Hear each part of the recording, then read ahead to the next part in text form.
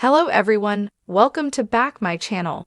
I hope everyone is having a wonderful day. Before starting the video, please go ahead and hit the subscribe button and give this video a thumbs up. The long-awaited wedding of 90-day fiancés de Batista and Shawn Finch was easily the most painful wedding I've witnessed in the entire franchise, which is no easy feat. While many 90-day fiancé weddings have fallen victim to elements beyond the couple's control, including short timelines, tight finances, and cultural differences, Shawn had none of the above. Their stunning California wedding was intricately planned and attended by a large group of loved ones, including Shawn's supportive mother and his beloved dog, Maxwell. This endured a painstaking path to marriage that began when they appeared on 90-Day Fiancé, Love in Paradise. The couple has a 36-year age gap, which gives them a complicated dynamic.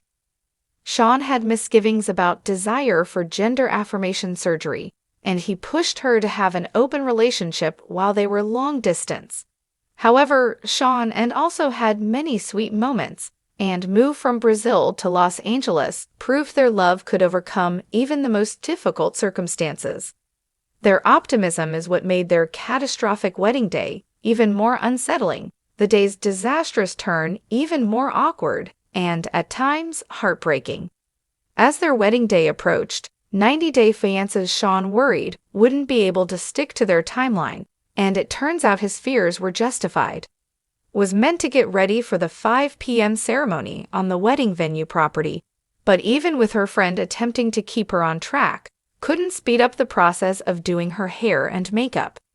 She appeared to have no sense of urgency despite Shawn and their guests waiting outside in over 100-degree heat. As the minutes ticked by, Shawn became increasingly furious, and I couldn't blame him. Finally arrived at 6:50. Having kept everybody waiting for almost 2 hours. By that time, Shawn had run out of patience. He approached with a belligerent attitude and, with no acknowledgement of how beautiful she looked, threatened to leave. Although was completely out of line, I couldn't help feeling sorry for her. She looked so caught off guard. Tried to keep a brave face, but it was obvious she was humiliated and heartbroken. With their futures on the line, Shawn proceeded with their marriage ceremony, but Shawn made no attempt to hide his anger. He ordered the officiant to rush through the process, skipping straight to the vows. The ceremony lasted mere minutes, and tensions were sky-high between Shawn and the entire time. As they walked up the aisle as husband and wife, a guest asked if the ceremony was a whole 3 sentences. To which somebody who sounded like Shawn coldly replied, "Welcome to citizenship." I can't imagine how uncomfortable the guests felt, and I had secondhand embarrassment for Shawn, and watching them throw away the opportunity to celebrate their love story. Later admitted her disappointment and confusion over what had happened. The moment she dreamed of had been cut short, and she was made to feel like a burden on what should have been the happiest day of her life. Further complicating the unhappy day was an unfortunate incident involving Shawn's mom, Jean. Just prior to the ceremony, Jeannie fell and hurt her ankle and hip.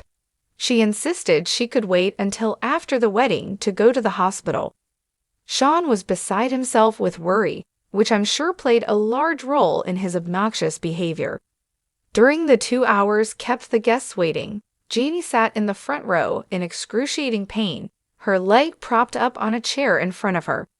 Brazen tardiness was seen as a huge lack of respect for Jean, who had been so welcoming and maternal to Jean's injury, made the profoundly awkward day even more stressful, and it made lack of consideration even more devastating. By the time dinner started, tensions were unbearable, and Shawn did little to calm the storm.